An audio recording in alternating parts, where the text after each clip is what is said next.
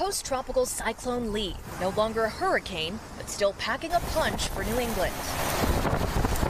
High tide, boat canvases ripping, falling off, and other boats breaking free and smashing into the boats.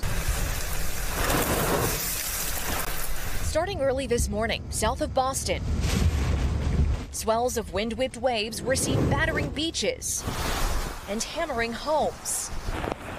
Wind gusts so strong it toppled trees, one crushing this police cruiser.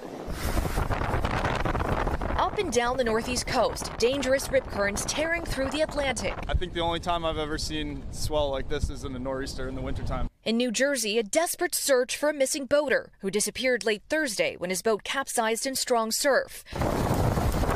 Lee, once a Category 5 hurricane just last week, remains the largest storm of this year's Atlantic hurricane season, with cloud bands stretching 800 miles. In Bar Harbor, Maine, fishermen taking precautions to protect their boats and their tools. Normally on a Saturday in September, this would be covered with boats, upwards of 100. You can see most of them have taken to safer waters.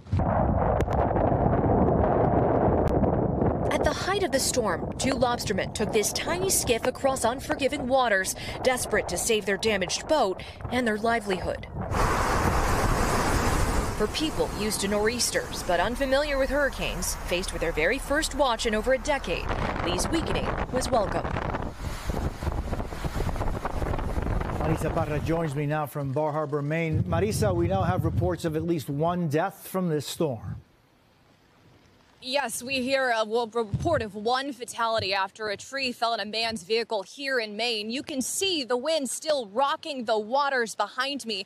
Across the state, almost 90,000 people are still without power, but the storm is supposed to clear out by midnight as it continues through Canada. Jose?